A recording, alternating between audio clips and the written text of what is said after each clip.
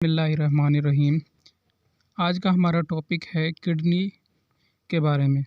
तो किडनी के बारे में हम थोड़ा सा पढ़ेंगे कि किडनी असल में होती क्या है और इसका फंक्शन क्या है, ये हमारी बॉडी में किस तरह असरअंदाज होती है और हमारी बॉडी को इसके क्या क्या फ़ायदे हैं, ये कहाँ पर होती है, क्या इसकी एनाटॉमी है, ये किस शक्ल में होती है, ये तमाम तर हम इसके बारे में पढ़ेंगे। तो फर्स्ट ऑफ़ ऑल हम इसका जो सेक्शन 1 है उसमें हम पढ़ेंगे describe the function of kidney, kidney के फंक्शन। Identify the basic structure of the kidney, यानी कि जो इसका बेसिक स्ट्रक्चर है उसके बारे में। Describe the function of the nephron, nephron के फंक्शन। Describe the structure and that transport urine out of the body after it exist the kidney, और यानी कि वो सिस्टम और उसका स्ट्रक्चर जो यूरिन को बॉडी से बाहर और किडनी से लेते हुए बाहर ले जाता है। तो overview of the kidney are a pair of kidney bean. Kidney असल में दो होती हैं और ये एक लोबिया के दाने की तरह होती है। जिस तरह के आप राइट किडनी है ये वो मुकम्मल दी हुई, और जो लेफ़्ट हमारे पास लेफ़्ट में है वो कट सेक्शन दिया हुआ है।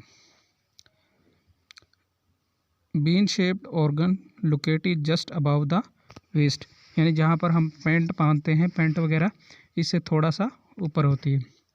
Between the peritoneum and the back of the abdomen, यानी कि पेरिटोनियम और अब्डोमन यानी पेट के पिछले हिस्से की तरफ। The two kidney lie behind the liver and the intestine in the small of the back, यानी कि ये जो दोनों किडनी हैं ये लीवर के पीछे और थोड़ा सा इंटेस्टाइन के नीचे होती है। They are partially protected by the 11th and 12th pair of rib, ये 11वीं और 12वीं रिब्स के प्रोटेक्ट की जाती हैं उनसे थोड़ा, यानी उसकी अंदर की साइड को होता है और उनके ज़रिए ये प्रोटेक्ट होती हैं। As shown in figure 1 the left kidney is slightly higher than the right. आप देख सकते हैं कि जो लेफ़्ट किडनी है वो राइट किडनी से थोड़ी अबव है। Since the liver occupies the space above the kidney on the right side, और जबकि सीधी तरफ जो किडनी है उसको लीवर घेरे रखता है, इसके ऊपर होता है वो। The adrenal gland are a pair of flattened pyramid shaped gland that lies on top of the kidney। अब हम अड्रीनल ग्लैंड के बारे में, ये कुछ हार्मोन नेफ्रीन, पाइनेफ्रीन ये प्रोड्यूस करते हैं, ये ऑन द टॉप किडनी के होते हैं जो येलो कलर में हमें नज़र आ रहे हैं।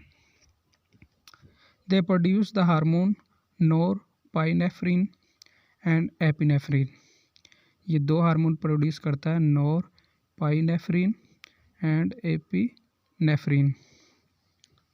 These two hormones regulate the stress response which increase heart rate and blood pressure, यानी कि ये दो हार्मोन्स हमारे जब हम थकावट में होते हैं या परेशान होते हैं तो उस वक़्त हार्ट रेट को तेज़ कर देता है, ब्लड प्रेशर को तेज़ कर देता है।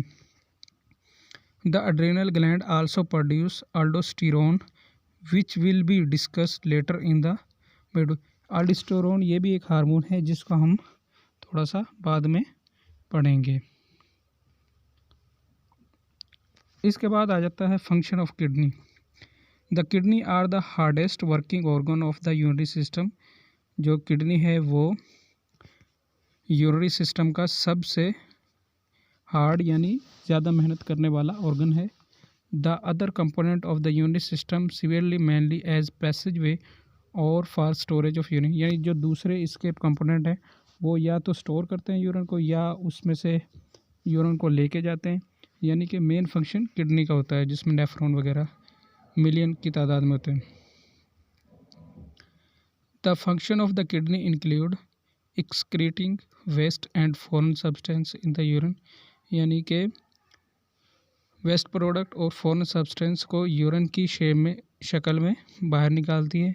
Regulate various properties of blood, और बहुत सी प्रॉपर्टीज़ आइंस और न्यूट्रिएंट्स को ब्लड में रेगुलेट करती है। Include ionic composition by regulating the concentration of several ions, ये कॉन्सेंट्रेशन ऑफ सेवरल आइंस को मेंटेन करती है, सच as sodium, potassium, calcium, chloride and phosphate.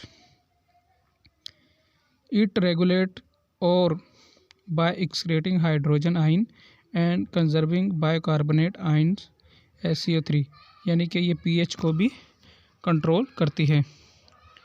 Osmolarity by separating regulating the loss of water and solute in the urine. Blood pressure by conserving or eliminating water in the urine by separating regularity the loss of water and solute in the urine. Blood pressure, blood volume by conserving or eliminating water in the urine, blood pressure is increase or decrease, यानी कि blood का volume उसको water को उसमें maintain रखता है और दूसरे न्यूट्रिएंट सोडियम वगैरह को, ताकि ब्लड प्रेशर जब हमें बॉडी को चाहिए होता है इंक्रीज़ हो तो इंक्रीज़ हो जाए और जब डिक्रीज़ करना हो तो डिक्रीज़ हो जाए। Blood pressure by secreting the enzyme renin as component of the renin angiotensin aldosterone RRA system, renin cause as an increase in blood pressure, यानी कि ब्लड प्रेशर को कुछ जो हमारे पास एंजाइम हैं वो भी इंक्रीज़ करते हैं। Blood glucose level by synthesising and releasing new glucose molecule produce. Blood glucose level यानी कि जब हम कोई भी खुराक वगैरह खाते हैं तो वो हमारे पास एडिपोज टिश्यू यानी ग्लूकोज की फॉर्म में जमा होती है। तो किडनी का फंक्शन ये भी है कि जब दूसरे न्यूट्रिएंट्स वगैरह फ़िल्टर हो रहे होते हैं तो लास्ट में इनको भी रीअब्जॉर्ब करती है। अगर बॉडी को चाहिए होता है ग्लूकोज तो उनको मॉलिक्यूल्स को अब्जॉर्ब कर लेती है। Producing hormone calcitriol, the active form of vitamin D which help regulate calcium level. Vitamin D जो कि हमारे कैल्शियम के लिए अब्जॉर्प्शन के लिए बहुत ज़रूरी है, ये एक्टिव फॉर्म बनाता है। Erythropoietin which stimulate the production of red blood cell. Erythropoietin red blood cell की प्रोडक्शन में अहम किरदार अदा करता है। The kidney regulate blood pressure by producing the enzyme renin, an increase in the production of renin result is in an increase in blood pressure. Kidney का असल जो काम है वो एक एंजाइम प्रोड्यूस करती है रेनाइन, जो कि ब्लड प्रेशर को इंक्रीज़ करता है।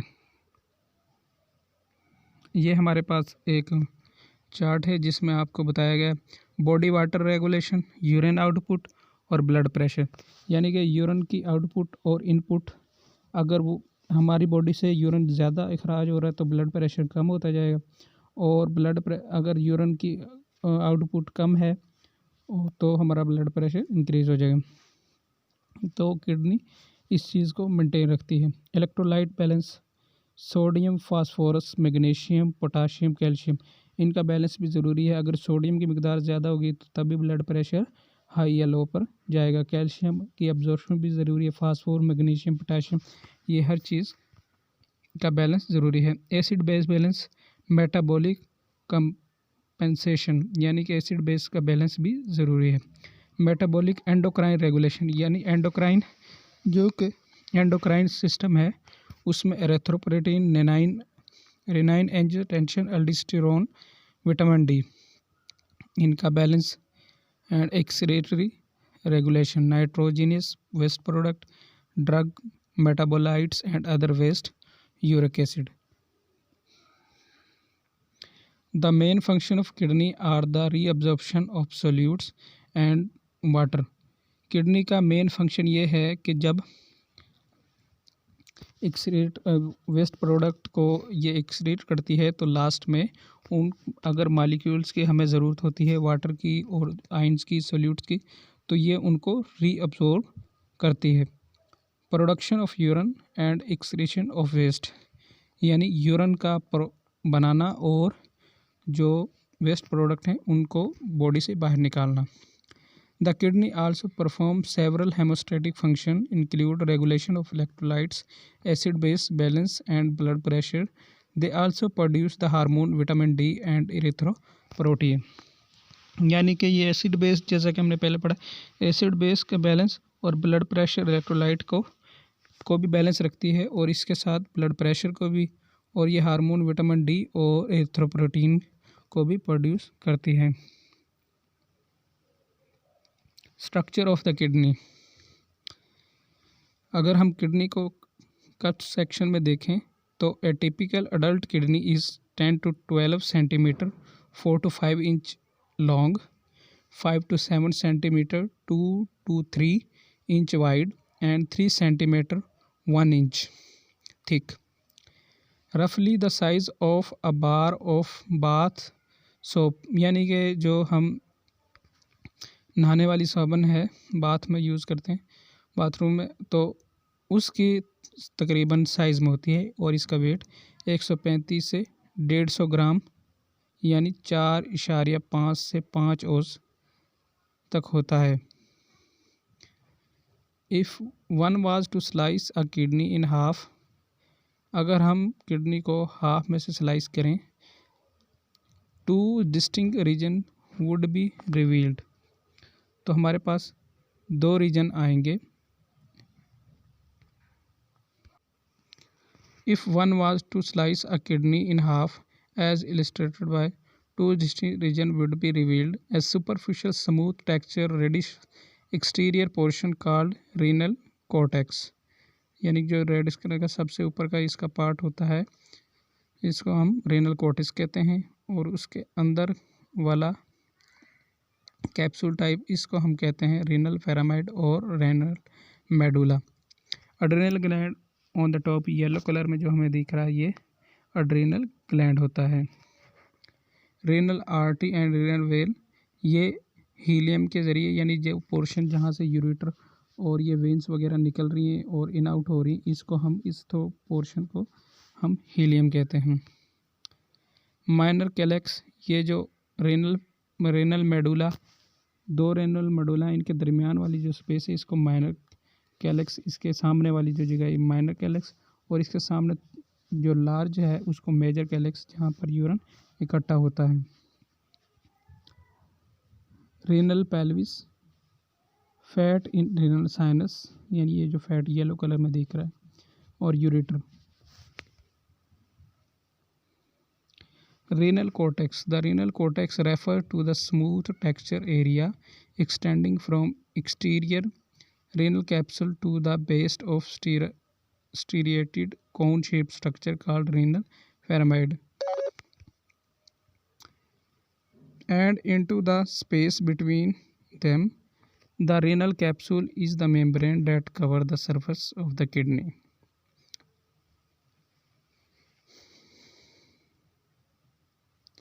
Renal medulla consists of 8 to 18 renal pyramid, यानी एक जो रेनल मेडुला है ये 8 से 18 रेनल पैरामाइड पर मुश्तमिल होता है। The base of each pyramid faces toward the renal cortex and the apex of each pyramid called the renal papilla, यानी कि जो रेनल मेडुला है इसके पैरामाइड रेनल कोर्टेक्स की तरफ इसकी बेस होती है, और इसके एपेक्स को हम रेनल पेपिला कहते हैं। Point two the renal helium, the area of kidney through which the ureter, blood vessel, lymphatic vessel and nerve emerge, यानी जहाँ से निकलती हैं और बाहर निकलती हैं उसको हम एरिया को रेनल हीलियम कहता है, जहाँ से यूरेटर, ब्लड वेसल और लिम्फेटिक वेसल वगैरह निकलती हैं और इंटर होती हैं।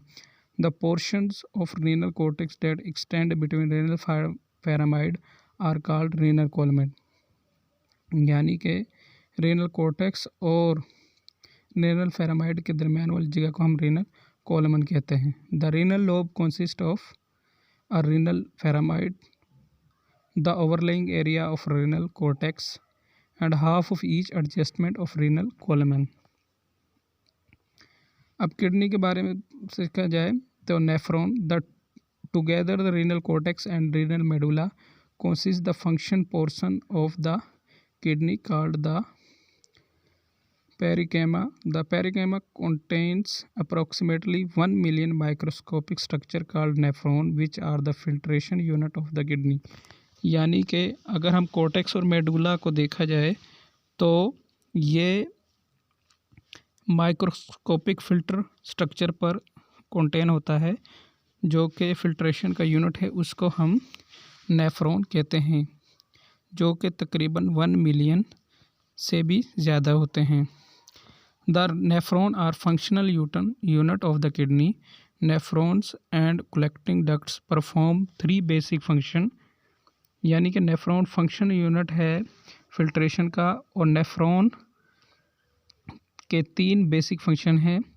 फिल्ट्रेशन ऑफ द ब्लड को फिल्टर करना, रीअब्जॉर्प्शन ऑफ वाटर, पानी को दोबारा से, यानी कि जब वेस्ट हम करते हैं किडनी से पास हो फिल्टर होने के बाद फिर दोबारा से रीअब्जॉर्ब होता है, एंड सोल्यूट्स, और जो दूसरे particle, and secretion of waste from the blood, और वेस्ट प्रोडक्ट का ब्लड से बाहर निकालना। These process help to maintain homeostatic within the body. Each nephron consists of 2 parts. जितने भी हमारे पास नेफ्रॉन हैं वो 2 हिस्सों पर मुश्तमिल होते हैं, renal capsule and renal tubule. Renal capsule is comprise of the glomerulus capillary network plus the glomerulus bound capsule, a double walled epithelial cup that surround the glomerular capillaries. This configuration create a thin porous filtration membrane which allow passage of water and small solutes but prevent filtration of most plasma protein, blood cells and platelets. The filter fluid passes into the renal tubule. यानी कि जो हमारे पास glomerulus capsule है, इसको हम Bowman capsule भी कहते हैं और ग्लोमेरुलस भी कहते हैं। इसमें एक नेटवर्क होता है कैपिलरीज का, जिसमें से वेस्ट प्रोडक्ट हम ब्लड में से लेते हैं और उनको आउट करते हैं, और यहाँ से ही रीअब्जॉर्प्शन दोबारा से हो जाती है जो हमें चीज़ें चाहिए होती हैं। इसके बाद renal tubule is composed of 3 main section which are in the order in which fluid pass. Proximal convoluted tubule, यानी जो रेनल टिब्यूल का पहला पार्ट है उसको प्रोक्सिमल कन्वोल्यूटेड टिब्यूल। उसके बाद लूप ऑफ हैनल यानी नेफ्रॉन की लूप, डिस्टल कन्वोल्यूटेड टिब्यूल। जैसा कि हम शेप में देख सकते हैं, जब हम कट सेक्शन करते हैं किडनी का एक नेफ्रॉन को देखने के लिए, तो फर्स्ट पार्ट पे ग्लोमेरुलस कैप्सूल, जिसको हम रेनल कैप्सूल कहते हैं, ये किडनी का एक गुच्छा होता है जहाँ से ब्लड में से वेस्ट प्रोडक्ट फिल्टर होती हैं। इसके बाद प्रोक्सिमल आता है जहाँ से मज़ीद फिल्ट्रेशन होती है। इसके बाद लूप ऑफ हैनल होती है जहाँ से मज़ीद फिल्ट्रेशन और डिस्टल, यहाँ पर उस फिल्टर हुए वेस्ट प्रोडक्ट में से जो चीज़ें हमें चाहिए होती हैं वो दोबारा से रीअब्सॉर्ब करने के बाद कलेक्टिंग डक्ट यानी यूरेटर में भेज दी जाती हैं। Proximal convoluted tubule. The proximal convoluted tubule is attached to the glomerulus capsule and is the first structure through which fluid passes. The largest amount of solute and water reabsorption from the filter fluid occur in the proximal convoluted tubule. Reabsorbed substances include glucose, amino acid, lactic acid, water soluble vitamin and ions such as sodium, potassium, calcium, chlorine, magnesium and others. At the same time, waste products such as urea and small amount of creatinine are secreted into urine. जैसा कि हमने पहले बताया था कि यहाँ कुछ चीज़ें अब्जॉर्ब होती हैं और कुछ चीज़ें वेस्ट प्रोडक्ट में यूरिन की शेप में भेज दी जाती हैं। Loop of Henle. The loop of Henle connect the proximal and distal convoluted tubule. The descending part of this structure drips into the renal medulla. It makes a heparin turn and ascending to the renal cortex. Approximately 80 to 85 of nephron reside in the outer portion of the renal cortex. The other 15 to 20% of nephron exist deep in the cortex. Additional filter ion and water are reabsorbed from the loop of Henle.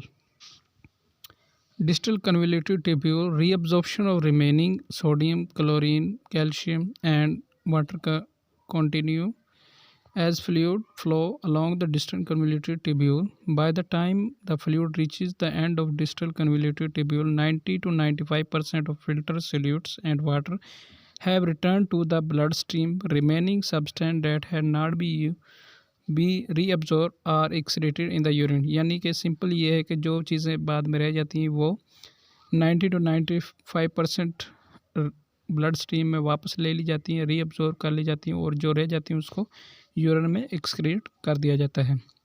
Direct calyces and the renal pelvis. Distal convoluted tubule from several nephron empty into a single collecting duct. The collecting duct unit and later converging into large papillary duct, which then drain into cup-like structure called calyces. Urine moves into a single cavity called renal pelvis and subsequently through the ureter into the urinary bladder.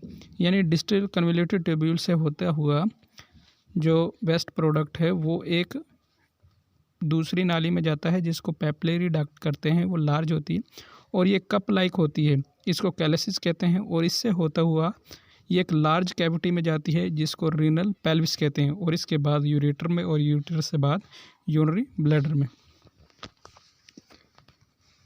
Acute kidney injury, यानी कि जब kidney का थोड़ा बहुत function में मसला आता है तो उसमें क्या होता है कि an abrupt and sustained decline in renal function leads to loss of the affected nephron in 80% of patient. Necrosis, death of tubular cell, but not glomeruli or surrounding tissues occur. Cause of AKI may include oxygen deficiency, sepsis or toxic kidney injury. यानी कि जब हमें थोड़ा सा kidney का मसला होता है तो हम 80% पेशेंट में नेक्रोसिस यानी उनकी ट्यूबुलर सेल की डेथ होना शुरू हो जाती है। ग्लैमरस कैप्सूल की नहीं होती तो इसकी वजह से ऑक्सीजन ओ की डेफिशिएंसी होती है और कुछ और जरासीम की वजह से इन्फेक्शन वगैरह हो जाता है और किडनी इंजरी हो जाती है। Renal blood supply. The kidney are supplied with numerous blood vessels due to their critical function in waste removal and the regulation of blood volume and composition.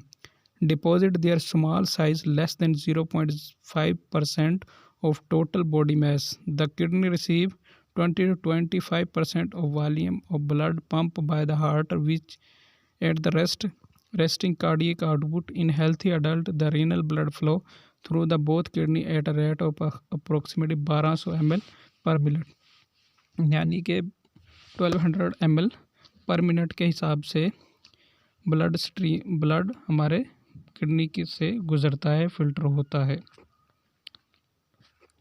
Lower urinary track, urine drain from the kidney through the ureter into bladder and subsequently out through the urethra during urination.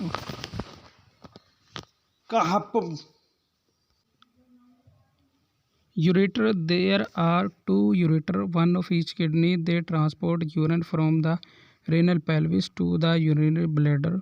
Along with gravity and hydrostatic pressure, muscular contraction push urine through the ureter. The ureter are long and thick wall, narrow tubule. They measure 25 to 30 centimeter, 10 to 12 inch in length, and vary in diameter from 1 to 10 mm. Between the renal pelvis and the urinary bladder, like the kidney, the ureter are positioned behind the peritoneum. They curve at their end and pass through the wall of the bladder. Although there is no anatomical wall between each ureter and bladder, and physiologically one exists as the bladder fills with the urine, it compresses the opening to the ureter and prevents the backflow of urine If this valve does not operate properly, microbes may travel up the ureter to cause a kidney infection. यानी जो ureter हैं ये peritoneum के पीछे होते हैं, इनका जो लेंथ है 25 to 30 सेंटीमीटर होता है, और एट द एंड ब्लैडर के तो एक वाल्व होता है जो इसको बैक फ्लो यूरिन को नहीं होने देता, ताकि माइक्रो इन्फेक्शन ना हो जो किडनी तक पहुंच सकता है. Urinary bladder. The bladder store urine situated in the pelvic cavity. The urinary bladder is a hollow, distensible muscular organ. It is directly in front of rectum, where in female in front of the vagina below the uterus. Held in the place by fold of the peritoneum, the bladder becomes slightly distant and superficial as it filled with urine. When empty, the bladder collapses. Urinary bladder capacity range from 700 to 800 ml and is slightly smaller in female due to position of the uterus. यानी कि urinary bladder जो है urine को store करता है और ये muscular सेक होता है, जबकि ये फीमेल में विजाइना और यूट्रस के नीचे होता है, फ्रंट ऑफ विजाइना, और मेल में रेक्टम के सामने. ये डेली का 700 से 800 ml यूरिन स्टोर करता है. When the volume of bladder exceeds 200-400 ml, pressure within the bladder increase. Stretch receptor in the bladder transmit nerve impulse to the spinal cord, triggering a spinal reflex, and that gives the sensation of full bladder. This creates conscious desire to urinate by controlling the urethral sphincter and pelvic muscle. A person can initiate or delay urination for a limited period. यानी कि nerve receptor हमारे spinal cord को information देते हैं, transmit करते हैं कि अब यूरिन का टाइम आ गया है.